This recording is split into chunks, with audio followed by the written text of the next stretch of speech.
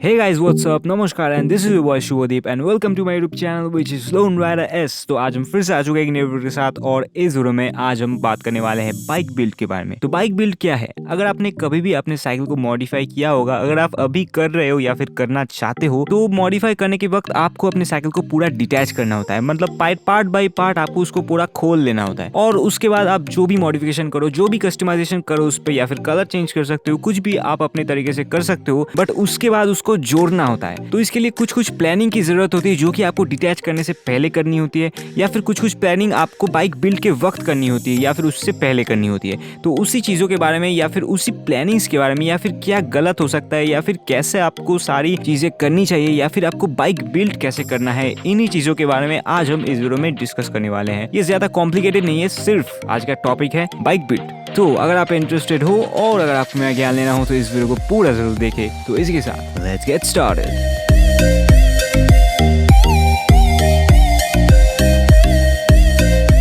इसी के साथ इस वीडियो को स्टार्ट करते हैं। तो सबसे पहले मैं आप लोगों को ये बताना चाहूंगा कि बाइक बिल्ड करने के लिए या फिर बाइक में कोई भी काम करने के लिए सबसे इंपॉर्टेंट चीजें होती है टूल्स। अगर आपके पास टूल्स नहीं है तो आप कोई भी काम अपने साइकिल पे नहीं कर सकते हो। तो सबसे पहले आपको ग्रीज लगेगा, ये सबसे पहले मैं आपको बताना चाहूंगा। ग्रीज ऑब्वियसली बहुत ही ज्यादा इंपॉर्टेंट है एक बाइक बिल्ड के बारे में, या फिर अगर आप एक बाइक को बिल्ड करते हो तो सबसे इंपॉर्टेंट चीज होती है ग्रीज। अगर आप ग्रीज अप्लाई नहीं करते हो तो उसकी वजह से रस्ट हो सकता है, या फिर कोई भी स्क्रू बहुत दिनों के बाद नहीं खुल सकता है। तो इसके लिए ग्रीज बहुत ज्यादा इंपॉर्टेंट है। उसके बाद आते हैं स्पैनर्स। तो ज्यादा स्पैनर्स लगता है 10, 11, 12, 13 और 14, 15 साइजेस का, बट यूजुअली मैं या फिर आप लोग भी यूज कर सकते हो। एडजस्टेबल जो रेंचेस होते हैं वो आप यूज कर सकते हो। और उसके बाद एलन की आपको चाहिए होगा। तो एलन की में आपको 5 mm और 6 mm ये दो साइजेस ज्यादातर लगते हैं। अगर आपके पास पूरा सेट है तो ऑब्वियसली बहुत ही ज्यादा बढ़िया बात है, कोई भी प्रॉब्लम्स नहीं आएगी आपको। बट यूजुअली 5 और 6 mm ये दोनों एलन की ही लगते हैं। और उसके बाद screw driver, obviously screw driver आपको तो जरूर लगे, और हर एक घर में स्क्रू ड्राइवर तो होना ही चाहिए। हर एक कामों में आपको स्क्रू ड्राइवर लगता है। और उसके बाद ये टूल तो नहीं है, बट ये बहुत ज्यादा इंपॉर्टेंट चीज है जो कि है जिप टाइज। जिप टाइज आप ऑब्वियसली अपने साथ रखो। कुछ अगर जिप टाइज होंगे तो वायर्स को बांधने में या फिर कोई भी एक्स्ट्रा जो चीजें होती है उनको बांधने में आपको जिप टाइज जरूर लग सकता है। और बाइक बिल्ड को शुरू करने से पहले कुछ चीजें आपको ध्यान में रखनी होती है, क्योंकि ये चीजें अगर आप बाद में नोटिस करते हो तो आपको कुछ प्रॉब्लम्स आ सकती है। जैसे कि अगर आपने साइकिल को कलर किया है रिसेंटली, तो आपको ये मेक श्योर करना होगा कि आपका कलर जो है वो पूरा सूख चुका है, अंदर से भी और बाहर से भी पूरा सूख चुका है, पूरा एकदम ड्राई कलर हो चुका है वो। और अगर आपके व्हील्स को स्पोक अलाइनमेंट, मतलब आपका जो स्पोक्स है व्हील्स का, तो उसको अगर अलाइनमेंट की जरूरत है वो आप पहले ही करवा लो। तो क्योंकि बाद में जाके आपको फिर से आपको व्हील को खोलना होगा, तो इससे अच्छा आप पहले ही उसको अलाइनमेंट करवा लो तो आपको ज्यादा आसानी हो। और अगर आपके व्हील हब्स को सर्विसिंग की जरूरत है उनको भी आप कर सकते हो, जिसके बारे में एक अलग सा वीडियो मैंने बनाया था, आई बटन में आ रहा होगा या फिर डिस्क्रिप्शन में दिया होगा। और उसके बाद अगर आपको ट्यूब्स चेंज करने की जरूरत है तो उसको भी आप सबसे पहले ही करवा लो। और जैसे कि सस्पेंशन होते हैं, सस्पेंशन को अगर सर्विसिंग की जरूरत है, जिसके बारे में मैंने डिफरेंट वीडियोस बनाए हैं, उनको आप जाके देख सकते हो, तो आपको समझ में आ जाएगा कि सस्पेंशन को कैसे सर्विस करना होता है। और उसके बाद एक और वीडियो मैंने बनाया था जो कि है top 5 dos and don'ts about modification. तो उसमें मैंने बताया है मॉडिफिकेशन के वक्त आपको कौन सी चीजें ध्यान में रखनी होती है। तो उस वीडियो को भी आप जाके देख सकते हो, उससे आपको बहुत सारे आइडियाज मिल जाएगी, क्योंकि आपको मॉडिफिकेशन से पहले या फिर मॉडिफिकेशन के वक्त आपको कौन सी चीजें ध्यान में रखनी होती है। तो इसी के साथ इस वीडियो को फिर से स्टार्ट करते हैं। तो मैं आपको पार्ट बाय पार्ट बताता जाऊंगा कि कौन सी चीजें आपको सबसे पहले अटैच करनी होती है। तो सबसे पहले नंबर पे आता है फ्रेम। तो अगर आपका एक सिंगल फ्रेम है, मतलब अगर आपका कोई भी रियर सस्पेंशन नहीं है, तो उसमें ज्यादा प्रॉब्लम्स नहीं आएगी। मतलब नॉर्मल बाइक्स के हिसाब से मैं कह रहा हूँ कि अगर आपका रियर सस्पेंशन नहीं है तो आपको कोई भी प्रॉब्लम्स नहीं आने वाली। बट अगर आपका रियर सस्पेंशन है तो आपको दोनों पार्ट्स को पहले जोड़ना होता है। अगर आपने उसको खोला होगा, अगर आपने उसको नहीं खोला तो कोई भी प्रॉब्लम्स नहीं है। तो उनको कैसे जोड़ना होता है वो मैं आपको पहले बता देता हूँ। तो ये दो पार्ट्स है, जैसे कि आप देख सकते हो, ये मैंने एक वॉशर टाइप का रखा है। इनके दोनों के बीच में एक वॉशर होता है दोनों साइज में, और एक बड़ा सा स्क्रू होता है और एक छोटा सा स्क्रू होता है, और मतलब एक नट होता है। और इस स्क्रू को आपको बीच में से घुसाना होता है, और मतलब उसको आपको आसानी से घुसा देना है अंदर, और उसके बाद इसका नट को टाइट कर देना है। और उसके बाद आपको अपना रियर सस्पेंशन इसमें इंस्टॉल कर लेना है। इंस्टॉल करना बहुत ही ज्यादा आसान है। उसमें आपको दो तरह के स्क्रूज मिलते हैं, एक होता है जिसमें स्क्रू घुसता है और एक होता है जो छोटा सा स्क्रू होता है। तो सबसे पहले आपको ये बड़ा वाला स्क्रू घुसाना पड़ता है, उसके बाद आपको छोटा वाला टाइट करना पड़ता है। तो ऐसे ही अगर आप दोनों तरफ करोगे तो आपका सस्पेंशन यहाँ पे इंस्टॉल हो जाता है। ये बहुत ही ज्यादा आसान है। तो यहाँ पे आपका फ्रेम जो है कंप्लीट हो चुका है। आई एम सॉरी कि अगर मैं थोड़ा सा फास्ट कह रहा हूँ तो, बट ये बहुत ही ज्यादा लंबा प्रोसीजर होने वाला है,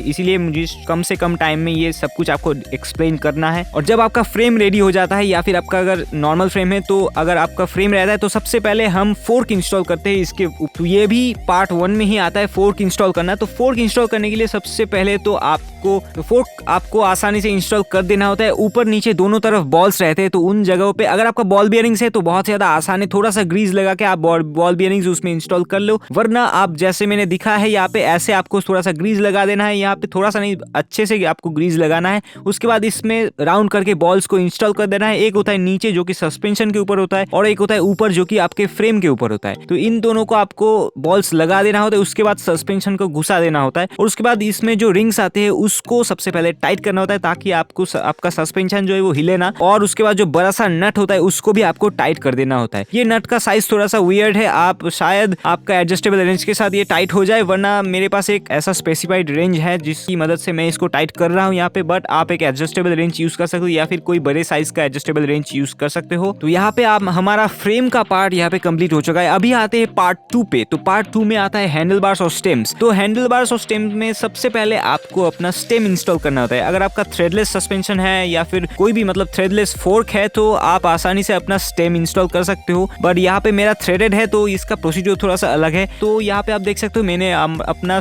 यहाँ पे स्टेम सबसे पहले घुसाया है। आपका स्टेम शायद अलग भी हो सकता है। मेरा स्टेम यहाँ पे थोड़ा सा थ्रेडलेस टाइप का है, बट ये थ्रेडेड है, और इसको मैंने घुसा के टाइट कर दिया है। आसानी से ये हो चुका है। और उसके बाद मैंने हैंडल बार इंस्टॉल किया है। हैंडल बार इंस्टॉल करने के लिए सामने के 2 स्क्रूज आपको खोलने होते हैं, या फिर आपका एक स्क्रू भी हो सकता है। उसके लिए आपको हैंडल बार साइड में से घुसाना पड़ता है। बट यहाँ पे मैंने 2 स्क्रूज खोल के ये सामने वाला पार्ट हटा के उसके बाद मेरा यहाँ पे हैंडल बार जो है उसको मैंने इंस्टॉल करके फिर से उसको टाइट कर दिया है। बहुत ही आसानी से ये हो गया है। तो यहाँ पे 2 पार्ट्स हमारे कंप्लीट हो चुके हैं। उसके बाद मैं सबसे पहले रिकमेंड करूंगा कि आप अपना स्टैंड लगा ले, अगर आपके साइकिल में स्टैंड है तो। अगर नहीं है या फिर व्हील्स के साथ लगता है तो वो अलग बात है। अभी थर्ड पार्ट में आता है व्हील्स। तो व्हील्स आपको सबसे पहले इंस्टॉल कर लेना है, और उससे पहले अगर आपके व्हील्स में डिस्क ब्रेक्स हैं या फिर आपके नॉर्मल ब्रेक्स है तो उसके हिसाब से सबसे पहले अगर डिस्क ब्रेक्स है तो डिस्क ब्रेक्स आप उसमें इंस्टॉल कर लो। उसी के बाद आप अपने व्हील्स को लगा देना, और अगर इंस्टॉल्ड है ऑलरेडी तो इसको इग्नोर करो, मैंने जो कहा। और उसके बाद आपको इन व्हील्स को इंस्टॉल कर देना है। इसके लिए आपको 15 साइज का एक स्पैनर चाहिए होगा, या फिर आप रिंग रेंचेस भी यूज कर सकते हो। इससे बहुत ज्यादा आसानी हो जाती है। ये 15 साइज के स्पैनर से आपको व्हील्स को घुसा के आपको उस स्पैनर से इसको टाइट कर देना होता है दोनों तरफ से। दोनों व्हील्स के साथ सेम प्रोसीजर है, बहुत ज्यादा आसान है। सिर्फ घुसा के आपको टाइट कर देना है। और उसके बाद आते हैं थर्ड पार्ट पे, जो कि ब्रेक्स। तो ब्रेक्स ऑलरेडी हमारा जो डिस्क ब्रेक का रोटर है वो इंस्टॉल हो चुका है। इसके बाद आते हैं मेन पार्ट्स, जो कि आता है सबसे पहले लीवर्स। तो लीवर्स आपको सबसे पहले इंस्टॉल कर लेना है। यहाँ पे साइड से आप लीवर्स घुसा सकते हो और उसको आसानी से ऐसे जैसे मैंने दिखाया है ऐसे टाइट कर सकते हो। या तो ये एलंकी से टाइट होता है या फिर कुछ लीवर स्क्रू से टाइट होते हैं। तो स्क्रू ड्राइवर से आपको उसको टाइट कर देना है, और उसके बाद आप अपने ग्रिप्स को इंस्टॉल कर ले। और उसके बाद आप ये जो ब्रेक कैलिपर्स होते हैं उनको आप इंस्टॉल करो। अगर आपका पावर ब्रेक्स है तो उसके बारे में मैंने एक अलग सा वीडियो बनाया है कि कैसे आपको पावर ब्रेक्स को इंस्टॉल करना है और उनको कैसे एडजस्ट करना है और फिक्स करना है। अगर आपको कोई भी प्रॉब्लम्स है तो उसको आप जाके देख सकते हो। आई बटन में लिंक आ होगा या फिर डिस्क्रिप्शन में दिया होगा। और अगर नॉर्मल ब्रेक्स है तो उसको आपको सिर्फ घुसा के आपको टाइट कर देना होता है अपने स्क्रू को। वो बहुत ही ज्यादा आसान है, पीछे से आपको नट टाइट कर देना होता है। और डिस्क ब्रेक्स के बारे में एक अलग सा वीडियो आएगा जिसमें मैं डिस्क ब्रेक्स कैसे इंस्टॉल करना होता है नॉर्मल साइकिल्स में, वो आपको डिस्क्राइब करके बताऊंगा। तो कैलिपर्स इंस्टॉल करने के बाद आपको अपनी वायर्स को इंस्टॉल करना होता है। तो सबसे पहले आप अपना जो मेन वायर है अंदर से उसको निकाल लो, और सबसे पहले जो ब्लैक पार्ट होता है उसको ऐसे इंस्टॉल कर लो तो आपको आसानी होगी। और जहाँ मतलब पीछे अगर जाना है तो जो भी लूप्स दी गई हैं, या फिर अगर लूप्स नहीं है तो जिप टाइस मार के आप उनको इंस्टॉल कर लो सबसे पहले। और उसके बाद उसके अंदर से आप अपने वायर्स को घुसा सकते हो, और उसके बाद ब्रेक कैलिपर्स में उसको फंसा के फिर से अपने कैलिपर्स पे टाइट करके उसको आप आसानी से यहाँ पे इंस्टॉल कर लो। वायर्स इंस्टॉल करना बहुत ज्यादा आसान है, बट मेन पार्ट होता है एडजस्टमेंट। तो इसके बाद वाला जो पार्ट है वो आता है क्रैंक सेट। तो क्रैंक सेट बहुत ज्यादा इंपॉर्टेंट है। कुछ लोग अपने साइकिल को मॉडिफिकेशन करने के वक्त या फिर कलर करने के वक्त क्रैंक सेट को खोलते भी नहीं है। मैंने भी पहले नहीं खोलता था मैं, बट अभी मैं इसको खोलता हूँ क्योंकि इसको डिग्रीजिंग और ग्रीजिंग की जरूरत होती है, मतलब अच्छे से इसको ग्रीस करने की जरूरत होती है। तो क्रैंक सेट के ऊपर मैंने एक अलग सा वीडियो बनाया है क्योंकि एक बहुत ज्यादा लेंथी प्रोसेस है। तो क्रैंक सेट मतलब जो नीचे का बॉटम ब्रैकेट होता है कि उसको कैसे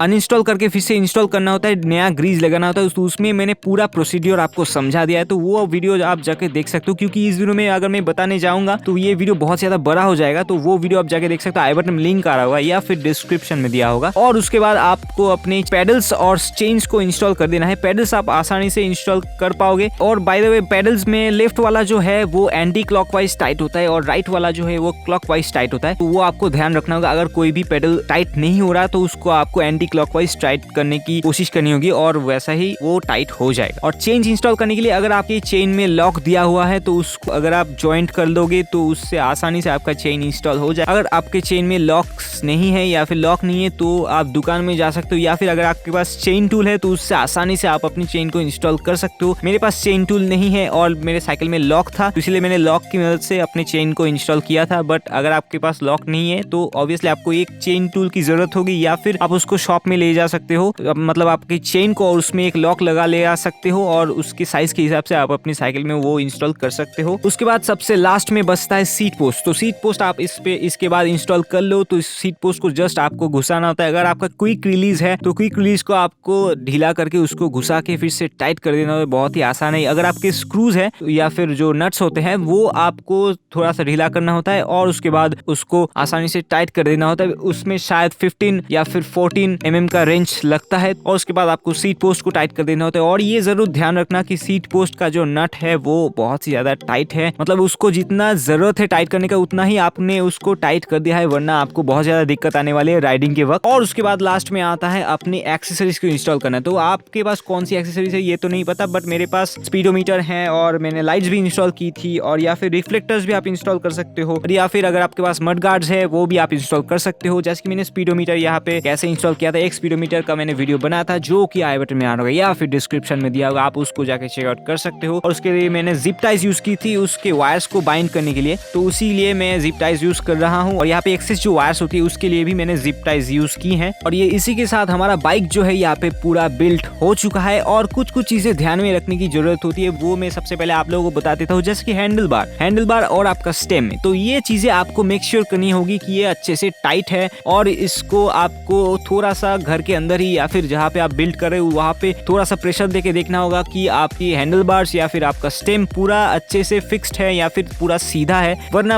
अगर रास्ते में आप कोई भी टेस्ट राइड के बगैर कोई भी राइड पे निकल जाते हो तो वहाँ पे कुछ प्रॉब्लम्स आपको आ सकती है। अगर ये लूज रह जाता है, आपका हैंडल बार पूरा घूम जा सकता है रास्ते के बीच में, वो बहुत ही ज्यादा रिस्की हो सकता है। या फिर आपका जो हैंडल बार है वो ढीला हो सकता है। अगर आपके पास स्पेसिफाइड टूल्स नहीं है तो आप बहुत ज्यादा दिक्कत में पड़ सकते हो रास्ते में। और उसके बाद आपको सीट पोस्ट में भी बहुत ज्यादा ध्यान देना होता है। अगर आप उसको अच्छे से टाइट नहीं करते हो तो बार बार वो ऊपर नीचे होता है। और ब्रेक्स को आप अच्छे से एडजस्ट कर ले, और उसके बाद आपके व्हील्स जो है उसको भी एडजस्ट कर ले। और चेन आप देख लो कि वो अच्छे से टाइट है या नहीं, या फिर बहुत ज्यादा लूज भी हो सकता है, उसको आप एडजस्ट कर लो अपने तरीके से। तो यही था मेरा बाइक बिल्ड का वीडियो कि कैसे आपको अपने बाइक को बिल्ड करना होता है और कौन सी प्रिकॉशंस लेनी होती है या फिर कौन सी चीजें आपको जाननी चाहिए आपको अपने बाइक को बिल्ड करने के लिए। तो इस वीडियो के लिए बस इतना ही। तो अगर आपको ये वीडियो पसंद आएगा तो लाइक जरूर दबा देना, उसी के साथ मेरा चैनल जो सब्सक्राइब कर देना और घंटे का बटन जरूर दबा देना ताकि आपको नोटिफिकेशन सबसे पहले मिल सके। और अगर आपको ऐसे कंटेंट्स और भी देखने हो तो कमेंट सेक्शन में मुझे जरूर बताओ। I hope you enjoy the video,